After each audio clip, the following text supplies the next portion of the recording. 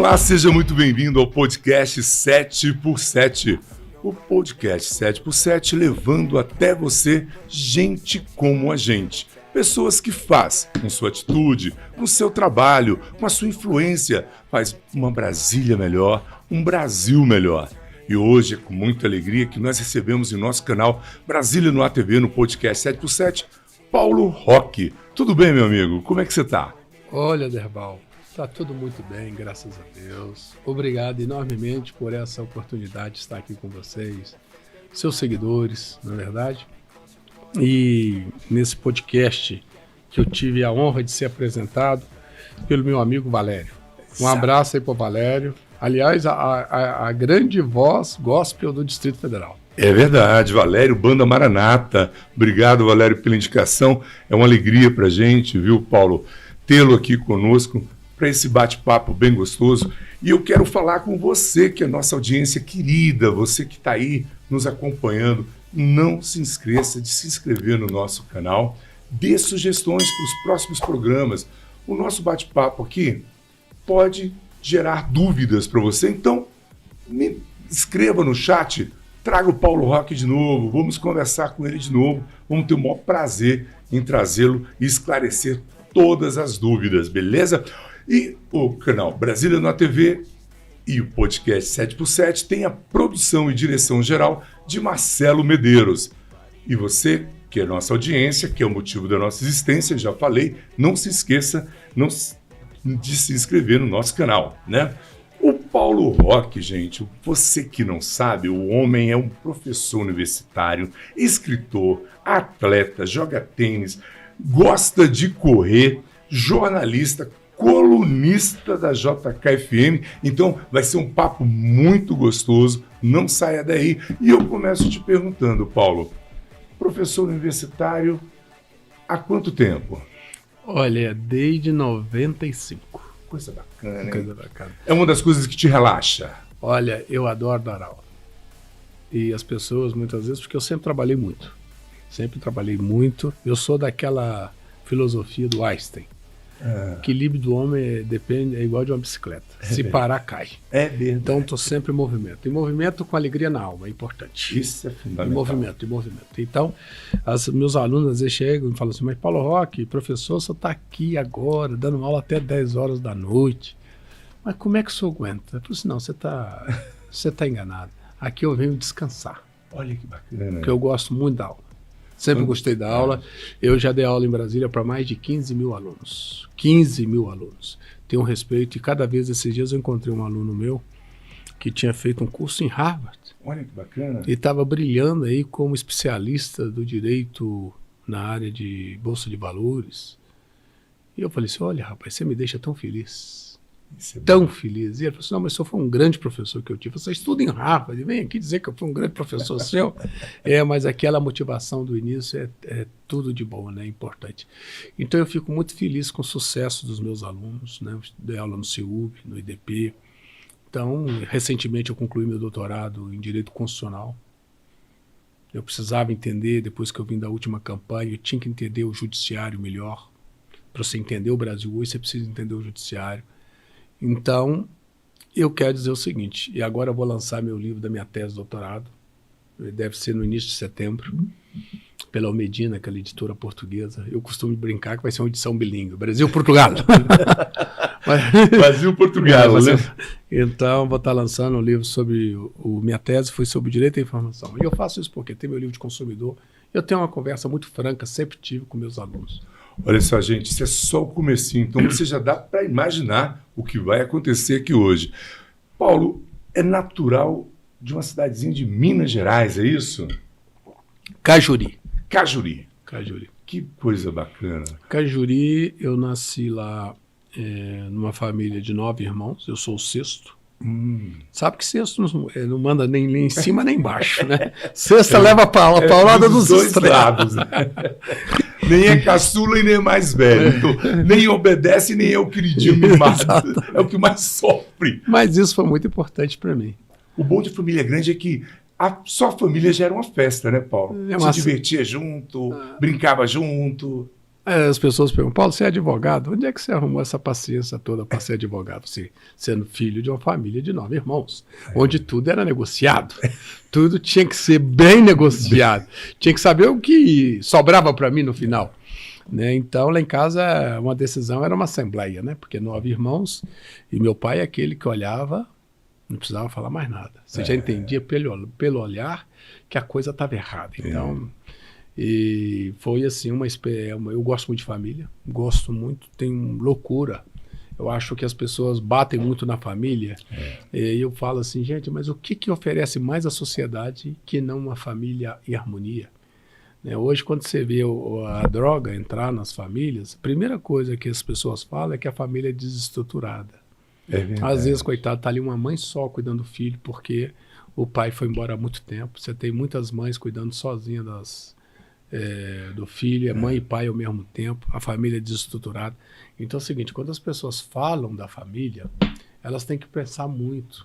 Né? Se a gente não pode fortalecer essa instituição, não no sentido, conservador porque fala em família, todo mundo vem de uma família, todo mundo tem sua família. Todo mundo nasceu de uma família. Nasceu de uma família, todo mundo tem sua família.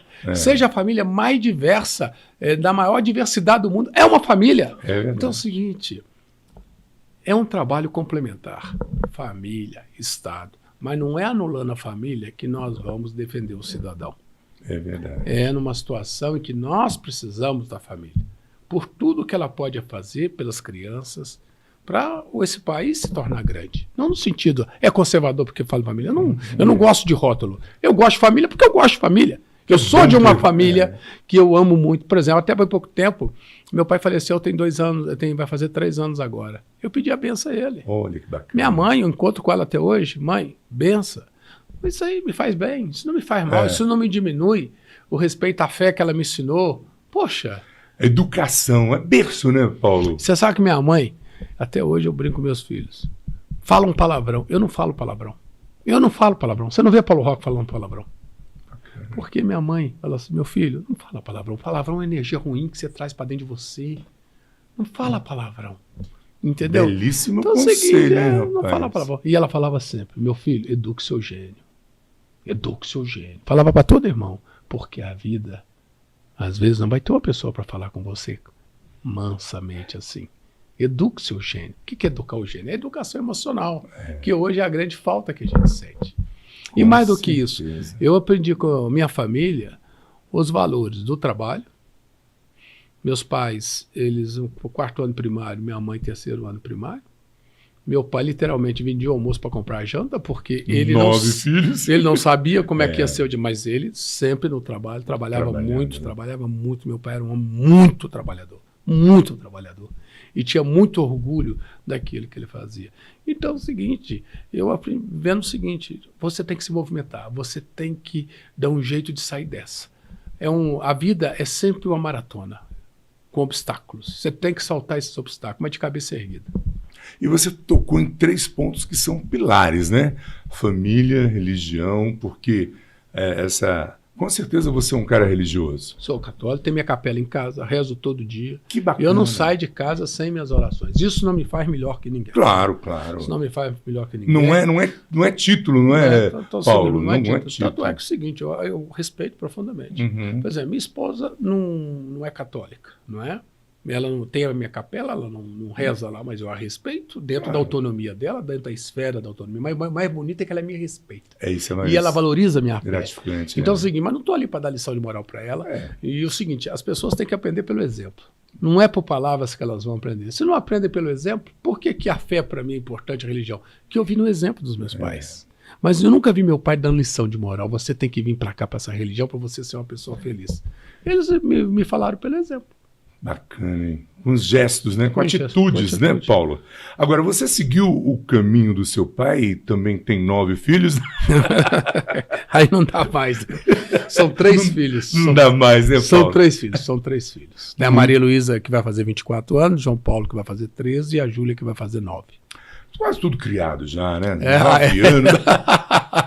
Tá tudo criado.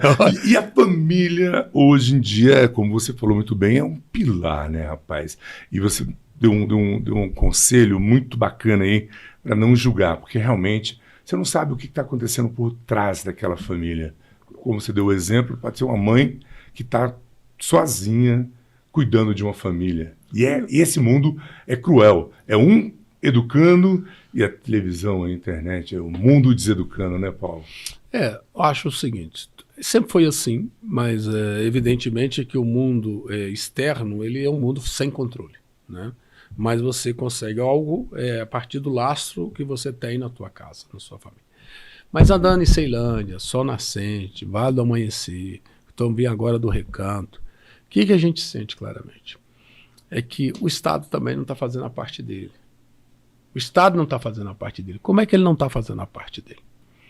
Você pega com a mãe, a maior tristeza dela é quando o filho vê que o filho foi para as drogas. Verdade. Que o filho está no crime. Eu conversei com essas mães em Ceilândia. Você sente, evidente, nenhuma mãe quer isso. Não foi a mãe que criou o filho para bandidagem. Mas o que acontece? Aí você vai pegar a história. Essa criança começa de 0 a 3 anos, pelo Plano Nacional de Educação, ela tinha que estar numa creche. Pergunta se ela está numa creche. Na creche, ela estaria trabalhando uma janela de desenvolvimento para a sua educação, que os pedagogos dizem que é a grande oportunidade, é a grande janela do desenvolvimento. Essa criança, o Estado diz, olha, eu não quero nada com você. No Plano Nacional de Educação, agora em 2024, você tinha que ter 50% das crianças com uma creche de 0 a 3 anos. Você vê isso aqui? Não tem. É verdade. Agora é o seguinte, você teria que ter 50% das crianças e adolescentes no ensino integral até 2024. Em Brasília só tem 6% da escola em ensino integral. Aí outra coisa, vamos continuar. Muita coisa para fazer. Você tinha que pegar o ensino médio, você fez ensino médio. Isso. O Marcelo ali fez ensino médio. Uhum. Você falou que fez administração. Isso. O Marcelo fez o quê? Não fez curso superior, Não fez curso superior. Mas veja o seguinte, olha que ignorância o Brasil adotou. Que para você ter profissão, você tem que fazer curso superior. É verdade. Isso não é assim no mundo desenvolvido. Na Alemanha, de cada 10 pessoas, 7 já saem com profissão do ensino médio. Porque já tem um curso técnico dentro das escolas. Mas isso está no nosso ensino médio, está no Plano Nacional de Educação. Só que não é aplicado. Aí você fala que como que o Estado não está ajudando? Ele não está fazendo a parte dele? Então ele está pegando esse jovem e está dizendo, olha, você vai ser um jovem mesmo sem futuro. Porque na hora que eu posso pegar o dinheiro dos impostos para investir em você, eu não te trato como prioridade. Eu tenho uma frase que eu digo. São 2 frases, né? Se você for ver, eu tenho uma ONG na minha cidade natal, que é uma escola para crianças e adolescentes, uma escola de música que não tem 1 centavo do Estado, é proibido receber dinheiro do Estado. Porque o político só vai para lá, se quiser ir lá, é só para fazer confusão, e eu não quero. Eu falei, eu prefiro ficar aqui, ela vai crescer devagar, mas pronto, ela tem a sede própria, tem os professores que são pagos com doação do meu escritório, ótimo. Então lá eu tenho a frase, toda criança é capaz. É o lema da escola. Segunda frase, você conhece um país pela forma como ele trata as suas crianças. Eu estava na Itália, fiz meu mestrado em Portugal, aí fui passar uns dias na Itália. E eu fui passar mestrado em Portugal com meu dinheiro, tá? Não foi com bolsa, não. Meu dinheiro. Em 2002, eu juntei um dinheiro aqui, fiz nas economias, falei, preciso me qualificar mais, fui para Portugal, que era muito difícil fazer naquela época o mestrado do Brasil. Aí fui para Portugal fazer meu mestrado. Aí fui passar uma semana na Itália. Cheguei na Itália, aí peguei um táxi e a taxista perguntou de onde nós éramos. Eu falei, não, somos do Brasil. E adoraria ir ao Brasil. Olha aí. Ela fala, mas por que a senhora não vai ao Brasil então? Ela falou assim, é porque eu tenho muita dificuldade de ver uma criança pedindo esmola. Nossa. Então é o seguinte, essa frase nunca saiu da minha cabeça. Não foi uma lição de moral de uma italiana. Ela chamando o seguinte, isso tem que indignar vocês. Porque quando você vê uma criança pedindo esmola, quando você vê uma criança, significa que se você não está cuidando do seu futuro. Você tem aqui a criança pedindo esmola, você vê a criança sem creche, você vê a criança sem ensino integral. Ou seja, nós falamos educação, educação, educação só no discurso. Nós temos uma lei que manda fazer diferente e a gente não faz. Então isso me revolta. Isso me revolta. Então é o seguinte, tem a família? Tem. Mas a família tem suas limitações. Tem suas limitações.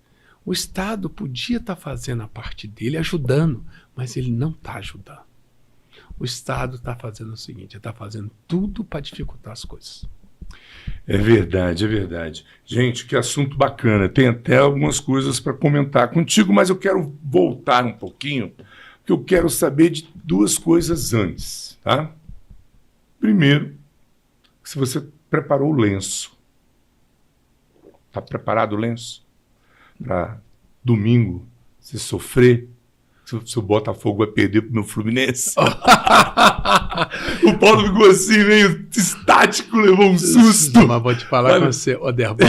Meu Fluminense. Oderbal, o Botafogo, aliás, ele sempre perde antes de começar o jogo e costuma ganhar depois que termina. Foi assim com São Paulo, com o Inter, com o Internacional, que fizeram aquela lambança e no último minuto foi lá, 3-2, você tá o seguinte. Agora, o Fluminense, você tem Botafogo, Fluminense, são times mais assim, irmãos. É, né? Verdade, é verdade. Com o Flamengo é que é meio difícil a conversa. É mais bravo.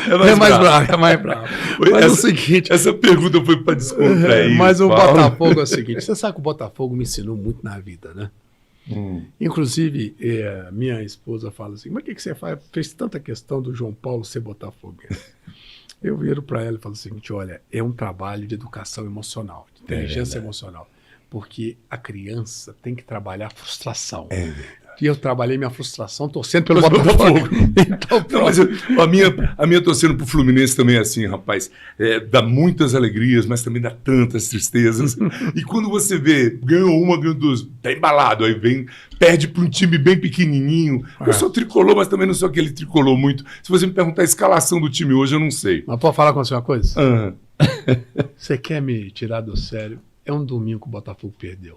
Eu durmo mal. É mesmo? Eu durmo mal. Você não tem noção como aquilo mexe atrapalha o sossego. Aí meu filho já fala, papai, não é bom conversar com ele não, que o Botafogo perdeu. O Botafogo perdeu. Cara, o seguinte, são duas coisas que me tiram do sério. É meu Botafogo perder, então você vê que eu tenho andado muito fora do sério. E outra coisa é andar de avião.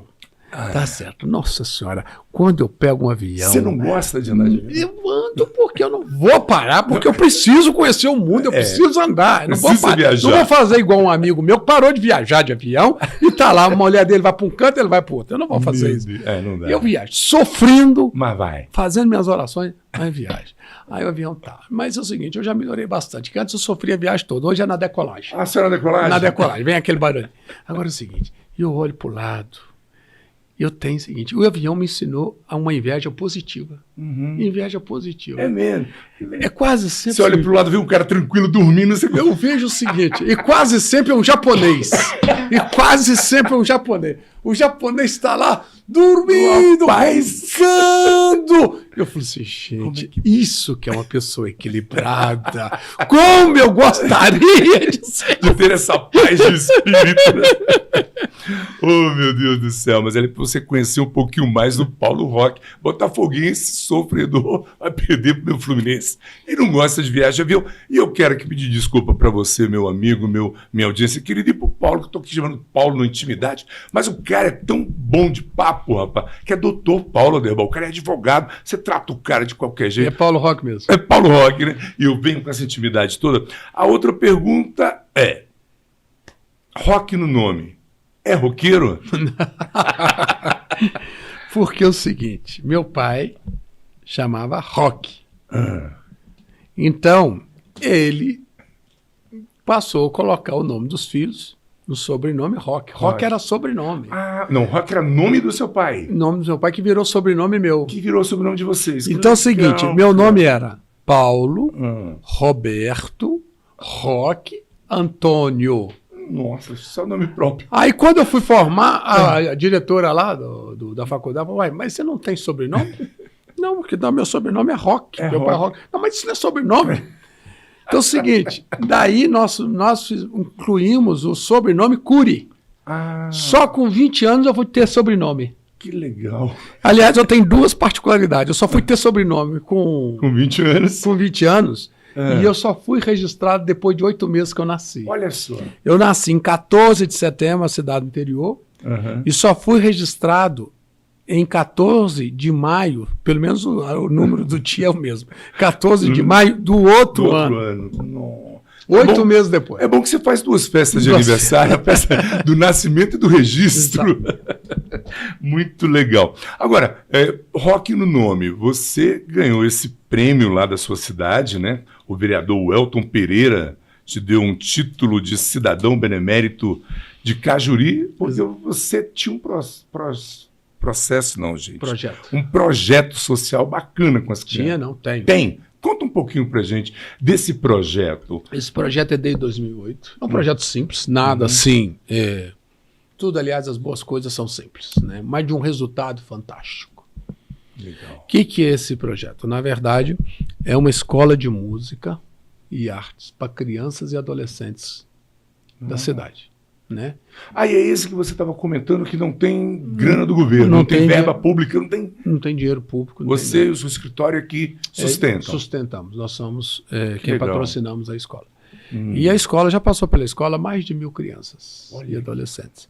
E você vai ver o seguinte, a escola, os cursos são gratuitos, então você entra lá, aprende violino, instrumento de sopro, violão, tem a fanfarra que nós estamos restabelecendo.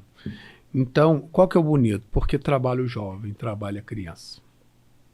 E de lá já saíram vários doutores. Olha aí. Por que saíram doutores? Porque a música, ela tem um potencial fantástico na aprendizagem, em todos os sentidos.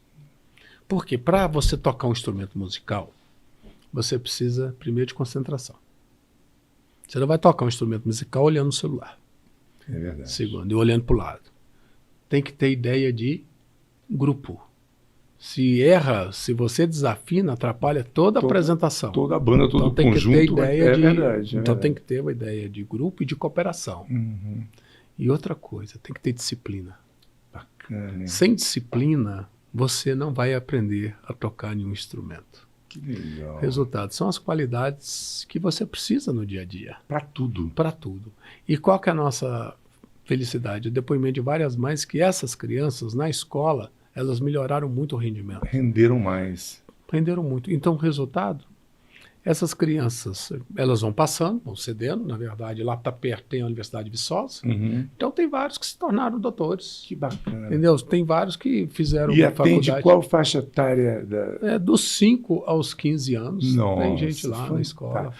É justamente a época de formação de caráter da criança. Além de tirar a criança da rua. Então você é o seguinte, você não tem lá um histórico de aluno nosso drogado. Olha aí. Não tem um histórico de aluno nosso que mexe com lá, que é uma região que, infelizmente, o alcoolismo é muito grande, sobretudo por conta da cachaça.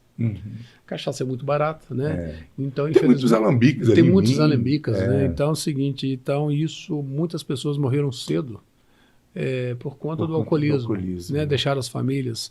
Então, nesse caso, a escola faz um trabalho no sentido de... A gente foi aos bares, restaurantes da cidade, pedir que não servissem álcool, bebida alcoólica para criança, nem para adolescente, né? A gente fez esse trabalho. E esse trabalho na escola, a gente fala sempre, tem dado resultado. Para além disso, nós não temos histórico de envolvimento dessas crianças com droga. Então, é um trabalho que a gente faz o que pode, sem dinheiro público. Olha aí. Sem dinheiro público. E o lema é que toda criança é capaz. Eu já até anotei que eu gostei muito, viu? Porque quando... eu sou de uma família de 9 irmãos, uma família humilde. E depois que você, né, exerce a sua profissão, você sempre está lendo o passado, né? Às vezes aquela coisa aconteceu, você não dá valor, mas depois você vai ler o seu passado.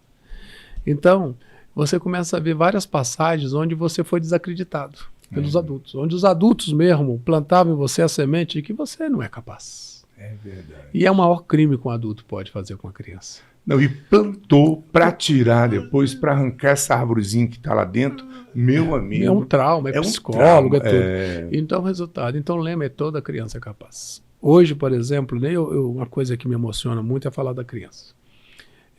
Hoje, por exemplo, eu estava lá em casa trabalhando, né? E tem o filho do caseiro, o Cauê. Ele começou a escrever, né? Falei, tio, posso ficar aqui enquanto eu estava trabalhando? Posso escrever? Você pode. Me dá um papel aqui, você fica quietinho que o tio está trabalhando, tá? Não. Ele tem 5 anos. E depois ele me apresentou o que ele tinha feito, ele estava desenhando. Aí daí a pouco tinha um adesivo que ele foi e escreveu com a letra bonita o que estava no adesivo. Olha. Eu chamei o pai dele, olha que bonito. Vem cá, Cauê, deixa o tio te dar um abraço, Bacana. que bonito. E ele ficou, você via que aqui ele estava inchado de alegria. Estava feliz, né, com aquela... É isso que a gente tem que fazer com a criança. Uma criança acolhida, não tem como ela não aprender. Não tem como ela não crescer. E assim, abre os horizontes, né, professor? Professor, advogado, eu vou chamando aqui o Paulo e vocês entendam muito bem que o homem faz tudo, cara. Jornalista, colunista, ele fala. Você foi colunista durante muito tempo na CBN, é isso? Exatamente, na CBN. 10 anos. 10 anos. E agora... programa. Tem dúvidas se o Pelé fez 1000 gols. Meu Paulo Roque fez 1000 programas na CBN. É mesmo? Que legal, cara. Exatamente. O Paulo Roque fez 1000 programas. Nós tivemos a comemoração dos 1000 programas na CBN. Que bacana. E hoje você está na JK. Tem um programa lá, Direito do Consumidor e Cidadão, que eu falo, aí é serviço de utilidade pública mesmo. A CBN era mais análise. Até por conta do público. Na JK eu falo para o público CDIE, que é realmente a informação. E precisa, né? E precisa. Precisa.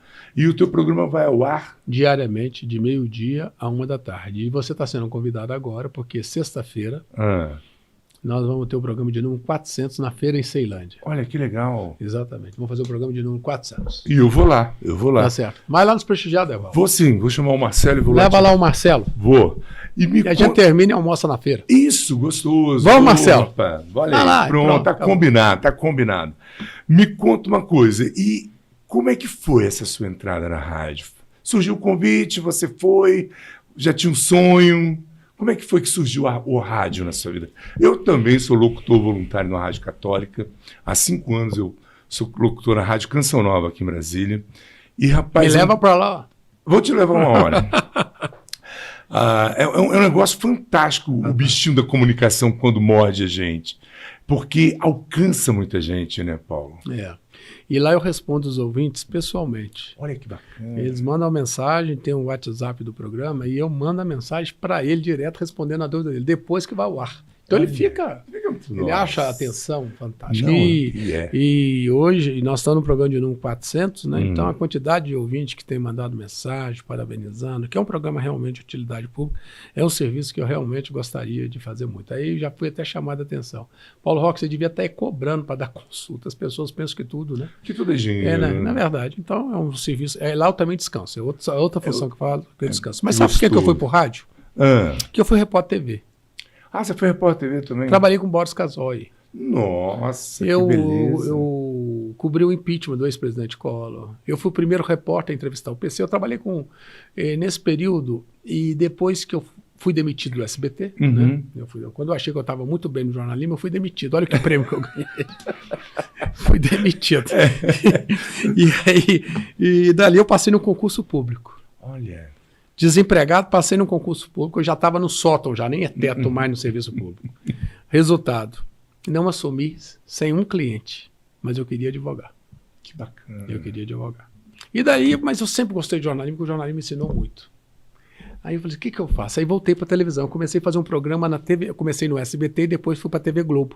No Bom Dia DF eu tinha um programa lá sobre direito do consumidor todas as terças-feiras. Eu falava, tinha um quadro. Que bacana. Só que para chegar, televisão, você tem que arrumar o cabelo, fazer maquiagem, olhar se a câmera enquadra, se a câmera não enquadra. É tanta burocracia que te engessa. Luz, eu não sei o que. Te engessa. Aí é o seguinte, e um belo dia também, chego na TV Globo, não, programa, você não tem mais programa para você. Eu achei aquilo tudo esquisito. Aí uma grande amiga minha, a Sônia Carneiro, que foi da Rádio JB, gostava muito do meu quadro. Falei, Paulo, você é um cara bom, você devia tentar fazer rádio. Por que você não procura Estevão Damares na CBN? Estevão Damares me viu, falou assim, vamos gravar um piloto aqui, se der certo, você entra. Der certo, você fica. Na metade do piloto, você já está aqui, você pode entrar. Já está contratado. Que bacana. E ali eu comecei a gostar muito, aí eles resolveram me pagar para eu trabalhar. Falei assim, então é o seguinte, olha, surgiu uma verba aqui, você vai receber semanalmente, agora você tem que vir aqui 3 vezes por semana. Aí eu falei assim, não me paga não. porque é a coisa que eu faço tão bem, sem Gosto dinheiro. tanto. Ostani, eu vou ter que vir 3 vezes, eu não vou conseguir vir. E aí vocês vão ter que me tirar. Não me paga, não. Me deixa trabalhando de graça. É muito melhor. Capaz de eu não furar nem um dia. Então, pronto. Pagou, eu vou faltar. Mas você não quer mesmo? É a primeira pessoa que está recusando. Recusei. Olha isso. Exatamente, não quero. Exatamente, me deixa fazer porque eu gosto. É aquelas coisas. Faz mais bem para mim do que para a emissora. É aquilo que você trabalha descansando. É isso, essa função. Então eu comecei. E o rádio é totalmente informal. O rádio, engraçado, você não vê imagem, mas tem uma interação. É fantástico. É como o ouvinte ele falasse com você dentro de sua alma. É impressionante. É uma coisa louca, né? É uma coisa impressionante. Então, eu sou muito grato ao rádio. Esse trabalho na JK, o programa começou devagar. Hoje é uma das maiores audiências do horário. Bacana. São cerca de 20 mil pessoas que a gente fala por minuto. Não, é muita gente. É muita gente. Eu te dou um testemunho breve. Eu comecei na Rádio Canção Nova e tinha um programa no horário do almoço, era de meio-dia às 2, meio-dia e meia às 2. E aí, um dia a gente falando de um evento que ia ter, eu falei, cara, vai ter brigadeiro, eu adoro brigadeiro, né? Falei, fui embora. No outro programa, no outro sábado, Paulo, quando eu chego na rádio, tinha uma senhorinha na porta da rádio com um Tupperware cheio de brigadeiro. Olha que coisa. Eu falei, cara, o povo ouve a gente. A gente acha que está falando aqui. O estúdio é um quadradinho, você acha que você está falando ali que está chegando, mas que as pessoas não memorizam. E aí, no outro programa, eu falei, pô, adoro pudim. Uma outra senhorinha levou o pudim. Eu falei, cara, é muito legal essa interação, como você falou. Eles mandam brinde, máscara, mandaram máscara com o meu nome, fizeram uma caneca, pegaram a foto da minha família na mídia social e mandaram uma caneca para mim com a foto da minha família. É um carinho, né, cara? É um carinho. O Paulo, gente, ele já deu aula para mais de 15 mil alunos dentro do DF, até quando eu disse que ia trazer o Paulo Roque aqui. Foi meu professor, foi meu mestre. E hoje, assim, Paulo, tá andando na rua, sempre encontro um ex-aluno. Sempre encontro um ex-aluno. Que bacana. Sempre encontro um ex-aluno. E isso é muito gratificante, gratificante né? O respeito, né? Aí chega aquele aluno também que fala assim, eu não sei se você foi meu professor, você não foi, porque eu era exigente, eu sempre fui muito exigente. O aluno, para passar comigo, ele sofria. Então, não tem como esquecer, não. Meu Deus do céu. Mas, por exemplo, você falando do programa de rádio, né? E aconteceu uma passagem muito engraçada comigo na rádio. Conta pra gente. É que eu tinha um quadro, que eu tinha uns lemas lá, no programa na CBN. Eu dizia assim, consumidor não tem direitos, não tem privilégios, tem direitos. E outro lema que eu tinha, nem sempre o consumidor tem razão. Escuta só. Arrumou confusão. Arrumei confusão. Daí, eu estou um dia indo pro aeroporto, né? Chamei o táxi. E dali é o seguinte, eu sempre já demorava uns 10 minutos, eu estou terminando de tomar café, antes de começar a tomar o café, já chamava o táxi para dar o delay ali.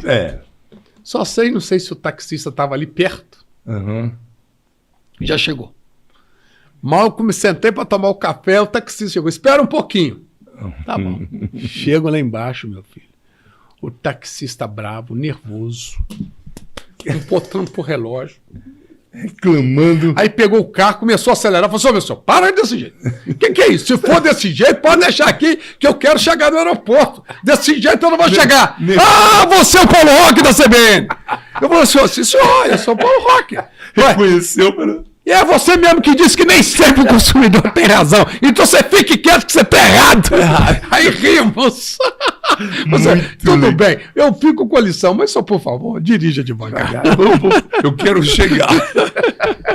Fantástico, que história boa. Agora, gente, enquanto muita gente estava em casa, porque nossos governantes, alguns, ficam em casa que a economia se vê depois, o homem arregaçou as mangas e foi trabalhar. Doou mais de 3 mil máscaras. 100 mil. 100 mil? Meu número está errado. 100 mil máscaras, cara. 100 mil máscaras. Mais os nanômetros que servem para... Eu doei para respiradores, para hospitais. Que fantástico, Paulo, que fantástico. E você, de coração aberto, fez, não tinha nenhuma intenção... Absolutamente nenhuma. Nenhuma. É o momento seguinte, aquele início da pandemia foi um momento assim... Assustador. Aliás, nós estamos pagando um preço muito caro até hoje. Muito caro até hoje. O mundo, as pessoas continuam morrendo. Então, os idosos sofreram muito na pandemia. Sofreram muito, as crianças e os idosos sofreram muito, os idosos ainda estão sofrendo. É verdade. Com isolamento, né? Minha mãezinha sofreu muito, coitadinha. Nós tínhamos acabado de perder nosso pai. E ela logo em seguida teve que ir para aquele isolamento com quase 90 anos. Então, Nossa. coitadinha, ela sofreu, mas como sofreu? A gente via, né? E naquele momento você sentia que tinha que fazer alguma coisa. Tinha que se colocar. E a máscara, ela naquele momento, é um meio de você evitar a propagação do vírus. É. E você não tinha máscara. É verdade. Então, veja o seguinte, eu contactei um fornecedor de uma confecção que foi produzir essas máscaras no interior de Goiás. Para você ter ideia, você compra uma máscara hoje, em média, a 20 centavos. Naquela época, sabe quanto que era uma máscara? R$1. É caríssimo. R$1. Você não gente, tinha. E muita gente se aproveitando da situação. Você não tinha matéria-prima. Você não tinha, literalmente encareceu, não tinha nada. Tudo, né, Paulo? Poxa, os hospitais. Então eu fui a cada hospital público do DF e fiz minha doação de máscaras. Oh, fantástico. E eu tenho depoimento até hoje de enfermeiro, de médico, dizendo que aquelas máscaras ali que sustentaram por muito tempo a atividade no hospital. É porque é uma ferramenta necessária para eles que estavam na linha de frente ali, exatamente, cara. Ali, eu peguei o Covid, eu estive no hospital e eu vi a correria. Você chegou a ser entubado? Não, graças a Deus, não. Pai, eu tenho um amigo meu que era chefe dentro do hospital de base, que foi uma das primeiras coisas que ele me aconselhou. Falou, Derbal, se você estiver passando mal, tossindo muito, toma algum remédio à base de corticoide. Eu sei que o médico vai ser difícil para receitar, mas que seus brônquios não se expandam para você não perder o ar. Porque se você for entubado, na época o número é grande, 95% das pessoas não voltavam. E chegou a 70% depois de pessoas que eram entubadas não voltavam mais. Então, ele me assustou e me alertou nessa época. E eu, graças a Deus, não fui entubado. Vi uma pessoa praticamente morrer do meu lado. Nossa. Eu fiquei no Santa Lúcia. Eu fiquei me internei num sábado, fiquei lá uma semana. Até o dia que eu saí, ele pegou fogo. Acho que foi festa, porque o Derbal tá indo embora.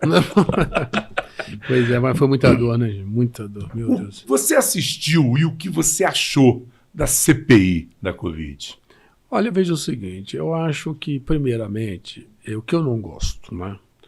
Eu acho que as pessoas, para botar o dedo em riste, tem que dar exemplo. Eu acho que a CPI podia ser aberta, mas jamais um Renan Calheiros poderia estar à frente, porque mostrou falta de seriedade, né? Total. É um homem que não tem currículo propriamente, né? Ele tem todas essas passagens aí tristes. Eu acho que, não que a CPI não devesse ser aberta, mas na hora que colocou uma pessoa de um passado assim tão desrespeitoso com o nosso dinheiro, um homem que simplesmente tem passado todo esse tempo, ele não é empresário, ele não produz uma linha de anzol, e esse homem vive como milionário, a verdade é essa, né? Então é o seguinte... Você é dono da metade do Estado? Vive por conta de quê? Vive por conta simplesmente da política. É isso que eu chamo a atenção. Eu tenho outra frase. Fala que eu vou anotar. Que a política não pode ser um meio de melhorar a vida do político, como tem sido. É verdade. A política tem que ser um meio de transformar. É a mais nobre missão que a sociedade pode delegar a uma pessoa para transformar a vida das pessoas. É verdade. E é o seguinte, que a gente vê hoje, a gente tem várias vezes aqui no DF. Quantas pessoas que estavam aí com seus negócios falindo foram para a política? E aí um que comemora o seu primeiro bilhão, outro que comemora o seu primeiro 10 milhões. E o seguinte, se é um industrial... Isso teve um que comemorou os 2 bi, mas depois logo ele foi preso e acabou com o sonho. Os bi dele... Eu fiz essa pergunta para o Paulo a respeito da CPI da Covid, porque o Paulo se coloca como pré-candidato pela segunda vez ao Senado Federal. Não é isso, Paulo? Sim, sim. E foi lá que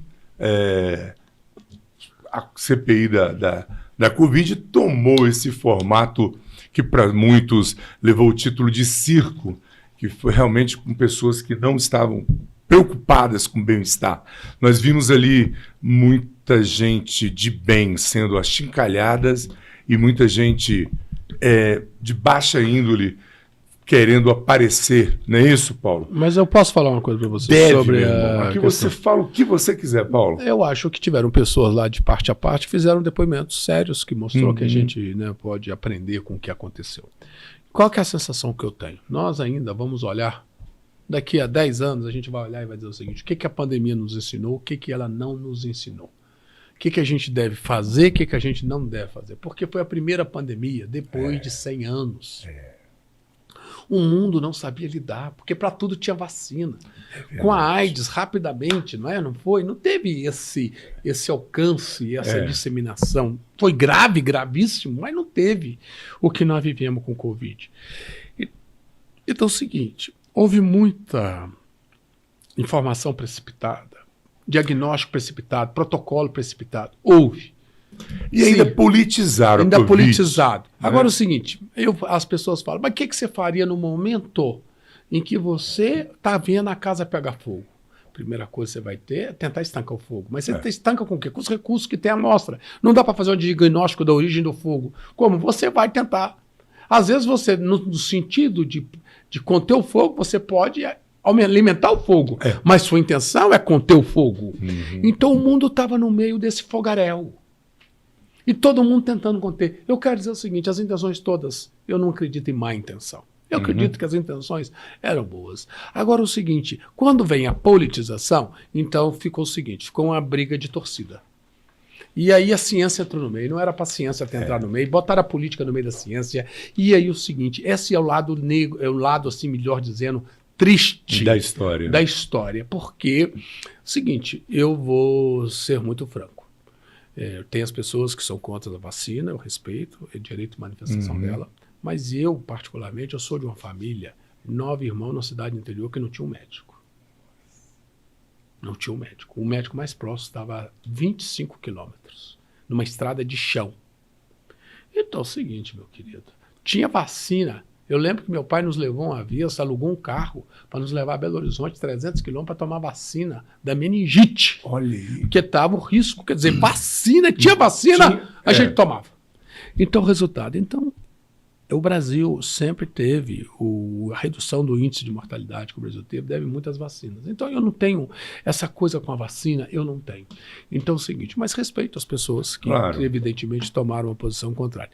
Agora, o seguinte, hoje você vê, né, com essa quantidade de casos que nós temos aqui hoje, por exemplo, nós estamos vivendo um pico em Brasília. O que se coloca é o seguinte, e se não tivesse essas pessoas vacinadas? Podia não tivesse. Aí, Então, talvez você tivesse hoje lá em cima no índice de mortos, etc. Mas tudo isso também são suposições. Porque o que nós vamos ver? Olhar 10 anos, depois de 10 anos, a história da pandemia vai ser contada de verdade. Olha, quem é aqueles nós atacávamos que estava certo? E quem nós achávamos que está certo, hoje está errado. Tentando acertar.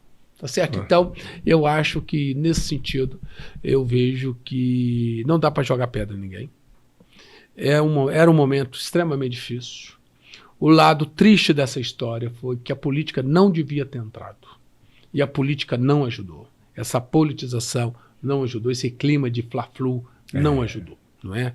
Mas eu tenho as minhas primeiras sensações de que nós estamos atravessando, se Deus quiser, isso vai chegar ao fim e a gente poder olhar para trás e aprender com tudo que aconteceu. Muito sábias as suas palavras, viu, Paulo? Eu também concordo com você e isso já está acontecendo. Já tem algumas coisas que alguns falavam no começo e que outros negavam e agora já estão sendo mais coniventes com o que o outro falou e a gente vai acabar saindo disso e, se Deus quiser, nós vamos ter que aprender, né, Paulo, a conviver. Eu acho que a Covid ela não vai embora. Não sei, eu não quero colocar aqui craminhola na cabeça de ninguém, mas eu acho que a Covid ela vai permanecer. Agora vai ter os medicamentos, as vacinas que vão fazer. Agora, erradicar, eu acho que vai demorar um pouquinho.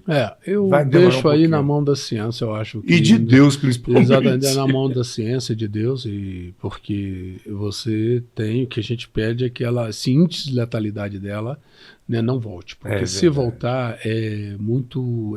não sei se nós... Porque já tem uma angústia muito grande. É verdade. As pessoas, não adianta você falar para as pessoas não irem à festa junina. Elas vão. Com certeza. Tá todo mundo. É evidente, porque as pessoas exauriram. Elas estão cansadas. Não, e realmente é cansativo você ficar trancado ali com esse medo o tempo inteiro. E a gente precisa da interação. Agora, provoquei o Paulo aqui para dizer para você que o Paulo se coloca como pré-candidato pela segunda vez para o Senado, uma vaga no Senado Federal. Por qual partido, Paulo? Partido Novo. Partido Novo, é o mesmo partido da primeira vez? Estou filiado no Novo desde 2017. Muito bom. E me conta uma coisa, o Novo vai lançar candidato a presidente da República? Já tem nosso candidato. Pré-candidato, né? É o Luiz Felipe Dávila. Não é mais o Moedo, eu achei que era o Moedo. Não é o Moedo. Estou lendo pouco sobre política. Não é Moedo, é Luiz Felipe Dávila, um cientista político, pessoa muito preparada. Tá Teve aqui no lançamento da minha pré-candidatura ao Senado. Bacana. E para governo do Distrito Federal, já tem? Olha o seguinte, hoje nós o Novo está ensaiando uma coligação e eu seria senador nessa coligação com o senador atual, Regufe, que seria candidato ao governo. Ah, bacana, bacana. Eu seria o candidato ao Senado. Com essa mudança de nominatas e o coeficiente eleitoral que mudou muito, acho que até acabou o coeficiente eleitoral. Não, continua. Só que ficou mais difícil. Mais difícil, né? Ficou mais difícil. Você teve 202.834 votos. Nossa, é muito voto, hein? Você imagina aquele estádio Mané Garrincha? Ali tem 70 mil pessoas? 70 mil pessoas. Três estádios daquele, cheio de torcedores do Botafogo. Votando no Paulo. Do Botafogo. Do Botafogo não, do Fluminense. E eu tô viajando aqui na política e nem me ouvi o Botafogo. Mas me conta aqui. Muita gente, eu sou muita gente. Com 3 segundos de televisão. Olha. E eu só podia falar o meu nome. Você podia ter sido deputado federal 3 vezes. Pois é. Não era 70 mil para deputado? Era. Com essa votação eu teria sido eleito, né? Mas é uma eleição diferente, né? Mas todo mundo disse que naquela eleição eu teria um mandato de deputado federal garantido. Que bacana, que bacana. E agora vamos para um outro lado, depois a gente volta um pouquinho para a política. Tocando aqui na ferida, porque eu já perguntei da CPI para o Paulo, porque caso eleito for, é lá o último trâmite antes do veto do presidente. Né? Isso começa na Câmara, nas comissões, vai para as comissões do Senado e depois vai para a votação em plenário até o veto do presidente. Então, na CPI foi assim, teve a CPI na Câmara, depois foi para o Senado, né? E para o impeachment de ministros do Supremo Tribunal Federal, vai correr o mesmo rito? Ou vai direto para o Senado? É o Senado que pede. É só o Senado que tem condição. O foro é o Senado. É o Senado, não é isso? Tá bom. Mas primeiramente nós temos que fazer algumas reformas, né? Acho que eu vou se Deus quiser, se o Distrito Federal me der o mandato de senador, a primeira coisa que nós temos que brigar com articulação na Câmara é para que a Câmara vote o foro privilegiado. O fim do foro privilegiado, que já passou pelo Senado e está engavetada na Câmara. Absurdo. Mas o que tem a ver isso com o Supremo? Vai chegar lá. Porque é o seguinte, hoje os deputados, eles são julgados por quem? Só pelo Supremo. Supremo. Você comete um crime, Deus livre e guarde, você vai ser julgado por um juiz comum. Não, um deputado vai ser julgado por quem? Vai ser julgado pelo Supremo. Então, esse desequilíbrio, ele, na verdade, quem mais se beneficia dele é a Câmara e o Senado. Não era para ser assim. Então, a primeira coisa é brigar pelo fim do foro privilegiado. Segundo ponto, eu defendo, eu não gosto de fulanizar debate. Vou dizer muito franco aqui. Claro. Fulaniza debate para você ver se o problema é o ministro. Recentemente nós tivemos numa canetada né, o ministro André Mendonça, que eu respeito muito, um excelente ministro, uma pessoa extremamente preparada. O ministro André Mendonça, numa canetada, anulou toda a condenação do ex-governador Arruda. Gosta ou não gosta do Arruda? Tinha uma condenação que já tinha sido confirmada, etc. Ele não abre as corpos na decisão sozinha. Monocrática. Ele anulou tudo. E voltou para a Justiça Eleitoral. Então veja o seguinte, a questão não é o ministro em si. E eu fiz meu doutorado em Constitucional exatamente para conhecer bem nosso judiciário. E eu estou convicto que esse modelo do Supremo Tribunal Federal exauriu. ele é um modelo que extremamente... Ele faz do nosso... Eu não faço isso como uma crítica ao Supremo. Eu faço isso como uma constatação, inclusive, de um professor português, o Carlos Blanco, que é um dos maiores constitucionalistas entre Brasil e Portugal, e ele tem uma frase: o Supremo do Brasil é o mais poderoso do mundo. É verdade. Mas ele não fala isso como crítica aos ministros. Ele fala isso como uma crítica ao que tudo que a sociedade deu de poder ao Supremo. Quem deu esse poder ao Supremo, que fez dele o Supremo mais poderoso do mundo, não foram os ministros. Quem deu esse poder foi primeiro a Constituinte, a Constituição. E depois o Congresso ampliou esses poderes, dando várias outras ações que não estavam previstas. Então, resultado. Então, não adianta fulanizar o debate. Se você fulaniza, você tira o foco. Tira o foco do... Então, quando eu digo que esse modelo exauriu, eu defendo o quê? Um modelo não de Supremo Tribunal Federal, que julga tudo. Julga de crime, a Lava Jato foi toda parar lá e tudo acabou lá. Julga de questões administrativas, de processos trabalhistas, FGTS. Tudo vai parar no Supremo. Então é o seguinte, uma corte exclusivamente constitucional, que só julgue matéria constitucional. Pronto. Segunda mudança. Como existe em Portugal, como existe na Europa inteira. Segunda mudança. Uma corte constitucional cujos ministros têm um mandato. Eu defendo de 9 anos. 9 anos. Outra mudança, sem recondução. Terceira mudança. Não é o presidente da República que tem que indicar todo mundo. É uma indicação tripartite. Judiciário, legislativo e executivo. Fantástico. Agora, acrescentaria aí que o cara, para ser ministro, ele tem que, pelo menos, ter sido juiz. Nós temos hoje lá, acho que só tem 3 ministros que foram juízes. Eu vou dizer o seguinte, eu conheço muito o judiciário, tá? Eu não sou contra que... Por exemplo, advogado seja. Eu não acho o seguinte, você precisa de oxigenar. A visão exclusiva do juiz, ela não é boa, porque você julga conflitos sociais. Eu acho que essa questão de você ter pessoas, advogados de reputação ilibada, pessoas sérias, não é problema, é assim em todo mundo. Não é você tem que ser lá juiz. Você vai ter indicação de juiz. É importante que ela tenha juízes. Mas não exclusivamente não juiz. Exclusivamente. Eu acho passando já por esse crivo que você falou, tripartite, com tempo pré-definido, já melhora... Melhora muito. Muito porque é o seguinte, você tira a concentração de poder. Por exemplo, o ministro André Mendonça, que foi para lá agora, ele vai ficar 27 anos como ministro supremo. O Cássio Marques vai ficar 25 anos. O Toffoli vai ficar, se eu não estou equivocado, 28 anos. 28 anos Então é o seguinte, nada contra as pessoas. Esse é o modelo que está aí. Então é muito tempo para o exercício de um poder sem que você tenha sido eleito. Entendeu? É muito tempo. E com a importância enorme. Então eu vejo que o mundo escolheu esse modelo, um mundo democrático. E eu vejo que o Brasil tem que fazer isso, mas dentro do Congresso, sem assodamentos, fazendo isso, respeitando o direito adquirido e fazendo essa reforma constitucional.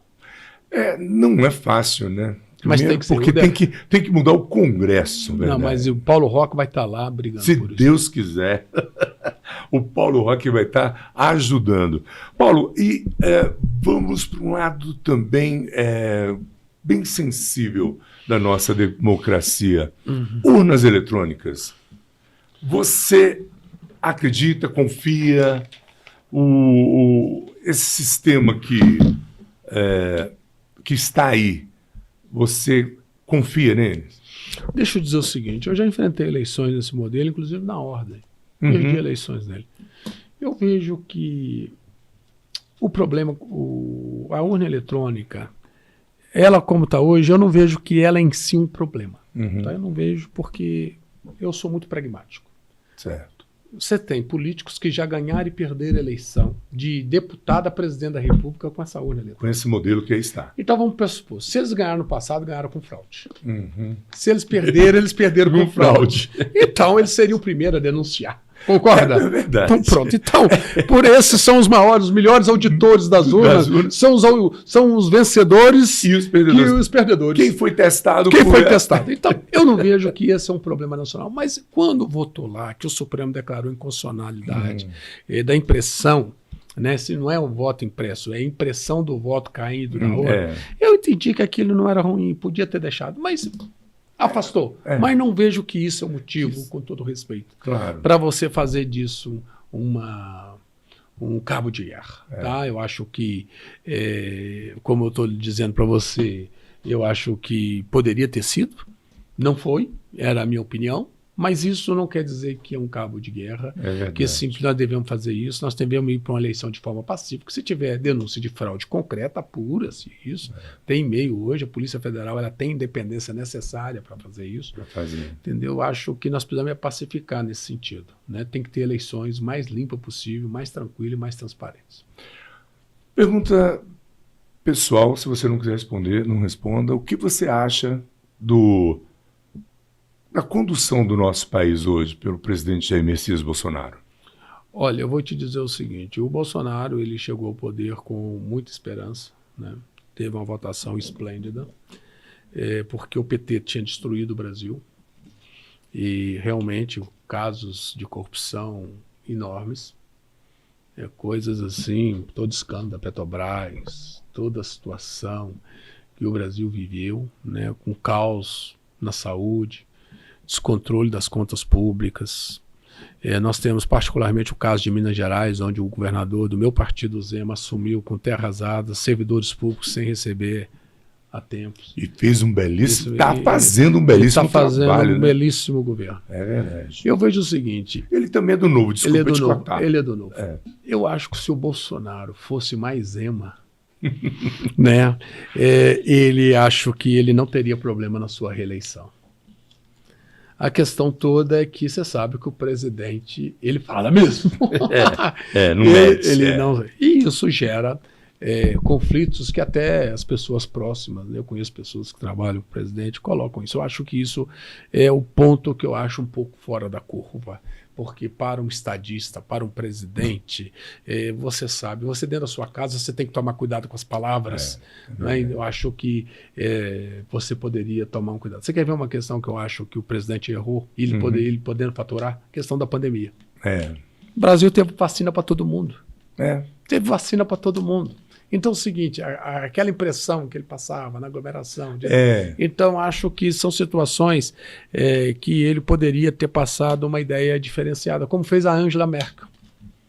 Você sabe que quando começou a pandemia, o Bolsonaro estava com a popularidade baixa. Eu falei assim, vai ser um momento de ouro para o Bolsonaro. Para ele crescer. Para ele crescer. A Angela Merkel estava nessa mesma situação na Alemanha. A Angela Merkel estava lá embaixo na popularidade dela. O que ela fez? Ela uniu o país todo com a pandemia. Porque realmente ela é uma federação, o Brasil é uma federação complexa, extremamente complexa. Então o que poderia ter feito? Poderia ter reunido num grande conselho, como ela fez lá, ciência, políticos, e o que vocês decidiram aqui está decidido e pronto, acabou. A ciência, aqui pronto. Concordando ou não concordando, eu vou adotar. E pronto, esse grande consenso nacional. E resultado? Você teria, por exemplo, porque o Brasil deu vacina para todo mundo. Deu. Vacina e dinheiro. Vacina e dinheiro. Muito dinheiro. Você pode chegar ao seguinte: uma coisa, se tivesse só negado a vacina chegou. Eu vacinei 3 vezes, estou vacinando a 4ª vez agora. E aí de nós se não fosse a vacina. Então a vacina é viabilizada por quem? Pelo Sistema Único de Saúde, com dinheiro do governo federal, dinheiro do governo estadual, governos municipais, que ele funciona, o SUS. Então, acho que é um exemplo que eu digo que as coisas poderiam ter sido diferentes. Né? Acho que também todo o governo sofreu, e o governo do presidente também sofreu muito com a pandemia. Evidente que é uma retração econômica terrível. No planeta. No mundo. Né? Você vê que a inflação que está aí hoje é uma inflação que está em todo mundo. E, para além disso, nós sofremos muito e estamos sofrendo com a questão da invasão da Rússia. É verdade. Particularmente, eu acho que não tem como dar razão à Rússia. Não tem. Não tem como dar razão à Rússia. A Rússia, imagina por todos os erros que falam que a Ucrânia cometeu. Um país está lá quieto, soberano. Um país, o outro, vem com aquele arsenal que a Rússia, ela tem simplesmente o maior arsenal nuclear do mundo. Ela está sentada em cima e pega e passa a admoestar esse país e invade esse país. É uma guerra tão desproporcional que a Ucrânia não consegue se defender e não consegue mandar um míssil para o lado da Rússia. Você não tem uma cerca na Rússia que foi destruída pela Ucrânia, porque não tem como, ela, o máximo que ela faz é tentar se proteger. Então é o seguinte, e aumentou terrivelmente o preço do petróleo. O petróleo estava já cara, $80, Marcelo. Hoje o petróleo está a $120. Então, com todo respeito, o Putin é um ditador. Um homem que vai ser execrado pela humanidade, pelo grande mal que ele está fazendo na humanidade. Guerra não tem momento, mas o momento que ele escolhe, nós saindo de uma pandemia, é o pior momento possível. O povo já estava sofrendo. E o seguinte, outra crueldade, a China apoiando a Rússia. Absurdo. E, aliás, a China e a Rússia, ela tem um ponto em comum. Apoiam ditadores no mundo inteiro. São comunistas, né? Apoiam ditadores no mundo inteiro. Você tocou num ponto, me levou a uma outra pergunta. É bom conversar com um professor inteligente, né? Que o cara vai nos dando condição de conduzir a entrevista, o bate-papo, que isso aqui não é entrevista, é um bate-papo.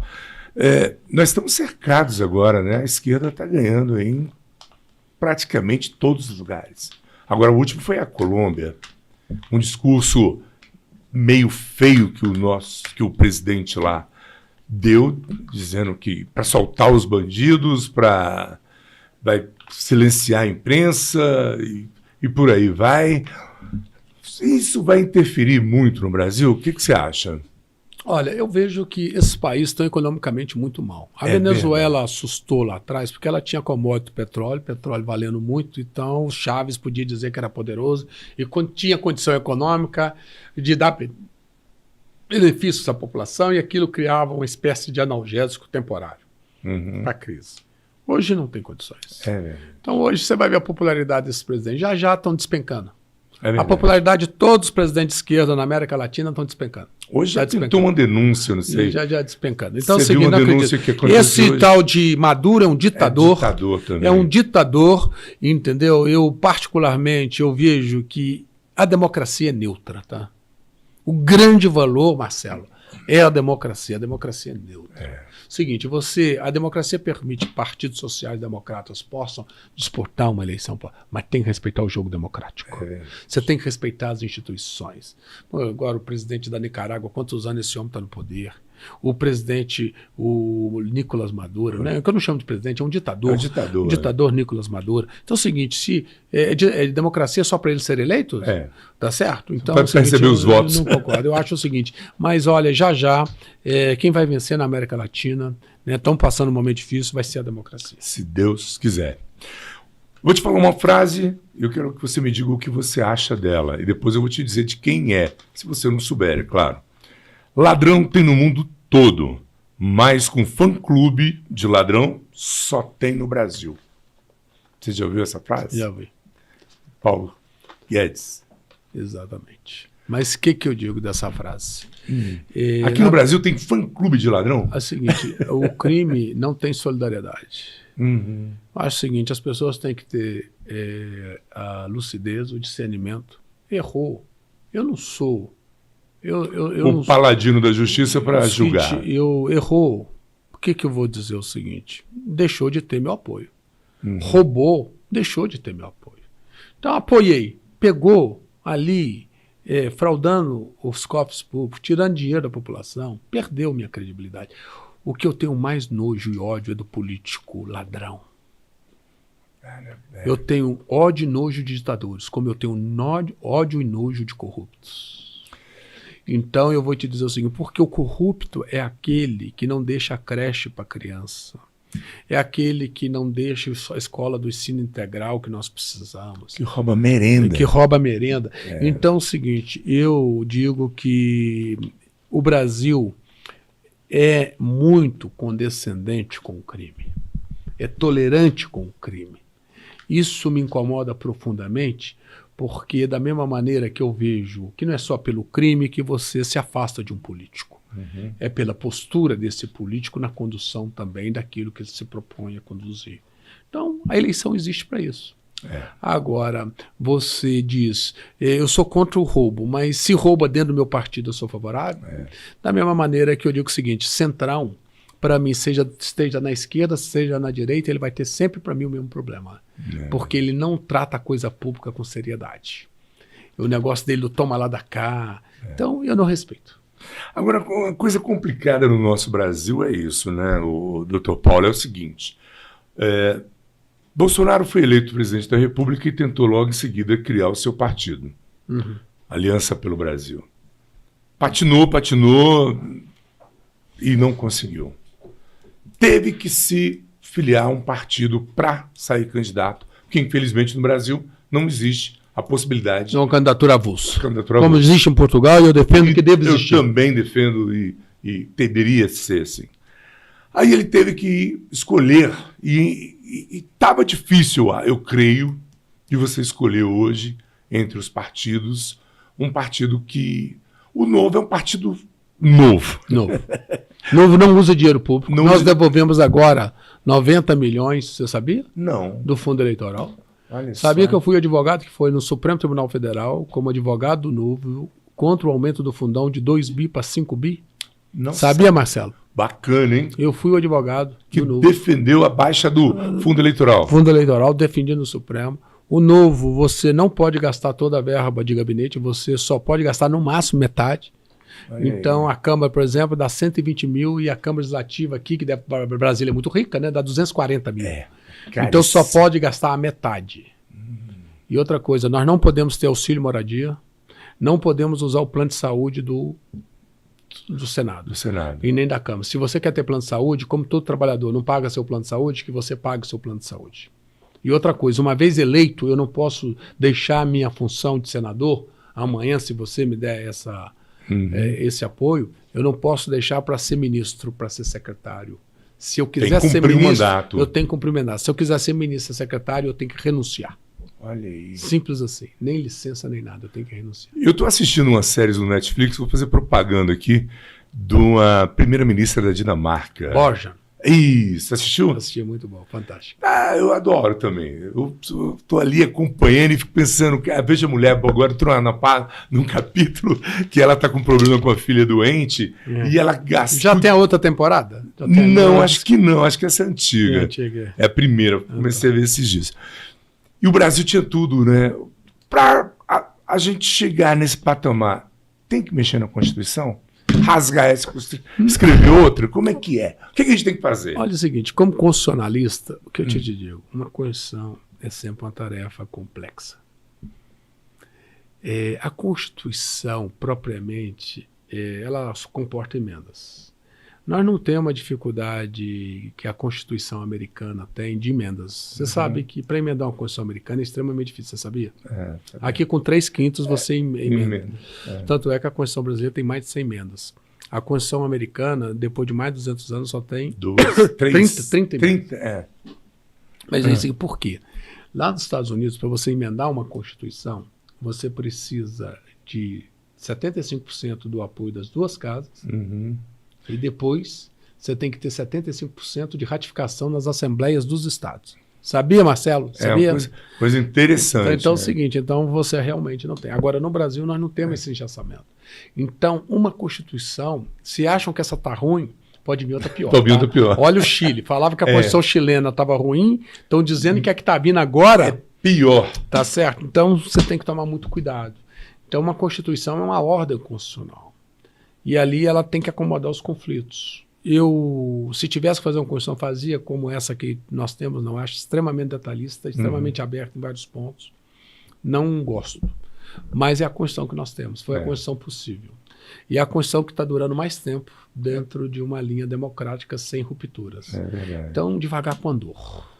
É melhor. É melhor se você vai mexer na Constituição. Ajeitado que... É melhor. As pessoas falam pior que tá. Que trocar, Esses dias eu vi alguém defendendo. Não, pior que tá não fica. Olha, fica pior. Fica pior. Muito. É o seguinte, como eu tenho medo de piorar, eu prefiro também tenho. Estatuar. Para. Também morro de medo, viu, cara? Te confesso. Deixa eu te fazer uma outra pergunta pessoal. Você é a favor do desarmamento? Veja o seguinte, eu acho que nos termos que está... Muito boa essa pergunta que você me dá a oportunidade de falar. Eu acho que, primeiramente, nos termos que está hoje na nossa lei, eu vejo que não há problemas. Seja o armamento, seja o desarmamento. Cumprindo o que está na lei. Rigorosamente o que está na lei. Tá certo? Seria tão mais fácil. Seria tão mais fácil. Então você cumpre essa coisa. Não, mas eu quero arma para todo mundo. Olha o seguinte, nós temos uma lei que permite o armamento. Então, é rígido. Agora, tem que respeitar essa rigidez. É verdade. Ela não pode saber ir flexibilizando para chegar a um ponto de você colocar a sociedade exposta. E você sabe que você coloca. É verdade. Você sabe que o país do mundo que tem mais liberdade de armamento, os Estados Unidos, eles estão revendo isso agora. Porque, sobretudo, o armamento para jovens, você veja que esses últimos episódios dos Estados Unidos criaram a necessidade, depois de muito tempo, de uma reflexão. E os republicanos, que sempre foram a favor de não mexer em nada relacionado ao armamento, os republicanos agora cederam e falaram assim, realmente, no estágio atual, com a Deep Web, com o mundo da internet, a conjugação de fatores, aquilo que já foi seguro no passado e não era mal usado, hoje tem ingredientes perigosíssimos. Então, eles estão fazendo uma revisão para tornar mais rígida a concessão da arma, a venda da arma. Então, nesse sentido, eu vejo, respeitando o que está no nosso texto legal, eu vejo que a sociedade pode caminhar de maneira mais segura. Dá o porte para quem quer e preenche os requisitos, tem que passar pela avaliação da Polícia Federal, tem que passar pela avaliação das nossas Forças Armadas. Sendo isso feito profissionalmente, eu não vejo problema nenhum. Fantástico. Eu costumo dizer aqui, repito muito isso, porque eu também não quero ter uma arma, mas eu quero botar na cabeça do bandido a dúvida se eu estou armado ou não. Porque do jeito que está, o bandido passa ali na porta. Nós estamos aqui em 5 aqui dentro, né? E somos pessoas de bem, trabalhadores. Então o bandido sabe ali que eles ali não estão. Eles podem entrar e fazer o que quiser. Não é isso? Olha só. Mas hoje já tem a dúvida. Já tem dúvida. Eu quero caminhando aqui para as perguntas mais políticas. Vamos falar de uma outra arma. Uma arma poderosíssima.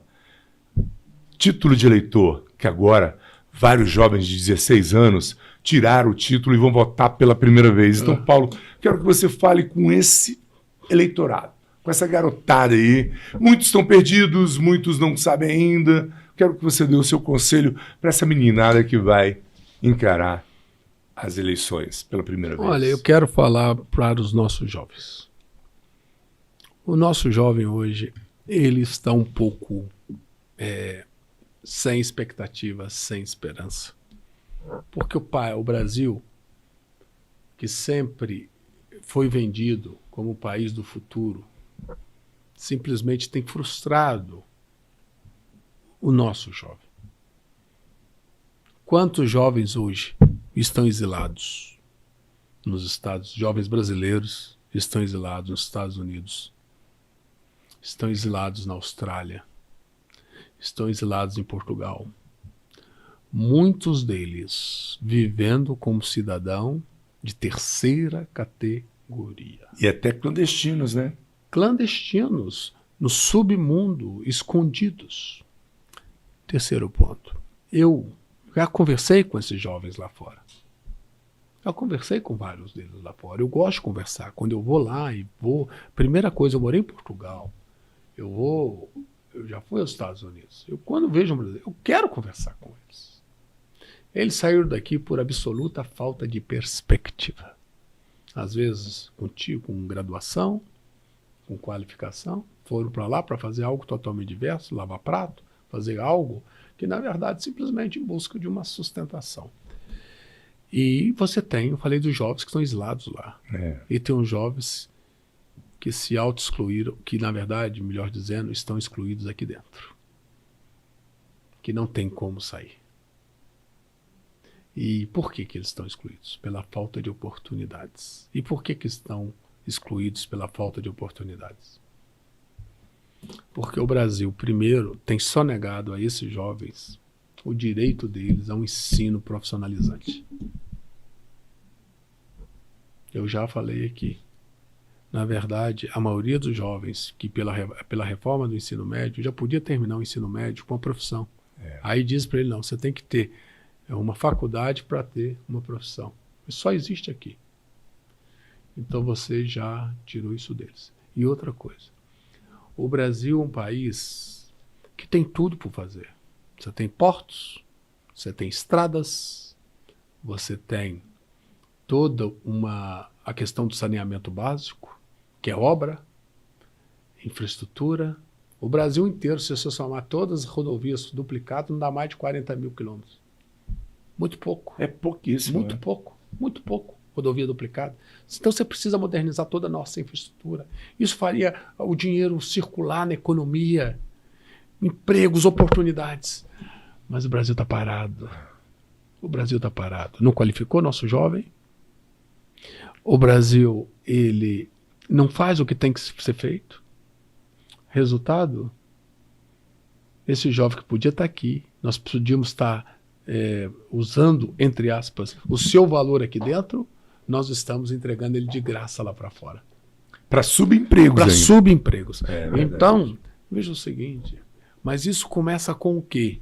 Isso começa lá na creche que você falou. Lá na creche, fazendo o que tem que ser feito. É na creche, é no ensino integral, é no ensino profissionalizante, para levar esse país a sério. Para levar esse país a sério. E seremos potência. Aí não tenha dúvida. Aí não tenha dúvida. Um país que alimenta 1/4 da população do mundo não pode andar de cabeça baixa. Agora, o seguinte, a política tem que dar a sua contribuição. Então, por isso que esse jovem não pode se afastar da política. O que a gente quer cuidar é de um país para os jovens, para as crianças. Quando falamos de futuras gerações, é deles que estamos falando. Então, não faz sentido eu ir na política para mim. Eu estou na política porque eu acredito em futuro. Eu acredito em futuro. E eu acredito em futuro. Como é que eu acredito em futuro? Porque eu acredito que eu tenho condições de lutar contra o que está errado. Contra o que eu não concordo. Aí as pessoas chegam para mim e falam, Paulo Roque, chegou uma senhora para mim, falou assim, Paulo Roque, você é doido. E eu gosto muito dela, né? E aquilo ali até me deu um choque, né? Ela me chamando de doido. Porque você é doido, Paulo Roque. Você deixar a sua vida toda arrumadinha. Você chegou em Brasília há 30 e tantos anos para ganhar um salário mínimo. Hoje você tem sua vida independente. Você não precisa. Tem seu escritório lá com mais de 60 colaboradores, tudo organizado. Você vai se meter na política nem por $1 milhão. Aí. Eu faria isso. Aí eu devolvi para ela na mesma hora, com todo o carinho que eu tenho por ela. E eu disse, olha, eu vou aqui, já que você falou em $1 milhão, eu vou parafrasear a Madre Teresa de Calcutá. Olha aí. Que um dia falaram para a Madre Teresa de Calcutá, uma modelo foi visitar as obras sociais dela e ficou impressionado com tudo que ela fazia. Aí no final, você é madre, só você mesmo, porque nem por $1 milhão eu faria isso. Aí a madre virou para ela e falou assim, eu sei disso, nunca foi por dinheiro. Olha aí. Fantástico, então, né? É o seguinte, quantas pessoas colocam dinheiro para medir as coisas? Não. Agora, o que as pessoas colocam e que eu também não concordo. Eu não estou na política para renunciar à minha família. Claro. Minha família é minha família. Eu não estou na política para abrir mão dos meus filhos, do contato com minha esposa, do convívio com minha esposa. Eu não estou na política para afastar dos meus amigos. Eu não estou da política para deixar de ser advogado, para afastar. Eu não sou político profissional. Eu não vou viver da política, não é verdade? Então é o seguinte, eu vou continuar advogado. Eu estarei político, mas serei sempre advogado. Com ética, com dignidade. Então, o que eu abri mão por dinheiro são outras coisas. É claro. Mas isso a política não me pede. Não toma. Também. E não pode me tomar. Esse é o político que eu gostaria de ser diferente. E eu gostaria que amanhã, Aderbal, você tem filho de que idade? Ih, rapaz, o meu caçula está com 22 e a minha mais velha está com 31. Marcelo tem filho de que idade ou não tem filho? Tem 2 bebês, né, Marcelo? De qual idade? Um de 2 e um de 9 meses. Então é o seguinte, eu vou falar pro filho do Marcelo, então. Amanhã, se Deus quiser, eu vou exercer meu mandato. O Marcelo vai chegar para um dos 2 filhos dele e vai falar o seguinte, eu queria que você também fosse político. Olha aí. Eu queria que você fosse ao Congresso, ajudasse o nosso país como o Paulo Roque foi lá e ajudou. Exerceu o mandato de forma simples, sem roubar, sem exagero. E deixou um legado. Sem luxo, e deixou o seu exemplo. Não fez nada... Além da não sua fez obrigação. Nenhum milagre. Não fez nenhum milagre. A obrigação de um bom brasileiro. Ele entrou como cidadão e saiu cidadão. Saiu maior e não saiu menor. Muito então, bom. eu gostaria. Porque se as famílias não derem seus filhos para a política, É verdade. a política vai destruir o que nós temos. E vai criar os filhos para outros políticos, né? Para Ou para outros políticos. Então, é isso que eu gostaria. Que a família perdesse o medo da política verdade. e que a família dissesse, eu quero que meu filho, temporariamente, vá à política. Você não serve o exército para servir seu país? Uhum. Por que você não pode servir a política? A política, é verdade. Tá aí outro bom conselho. Olha só, o assunto está muito bom, tem muita coisa, né, para perguntar. Eu quero, já caminhando para o final, te fazer 2 observações. A primeira, eu tive aqui com um coronel chamado Sérgio e ele me falou o seguinte: eu recebi um país melhor do que esse que eu estou deixando.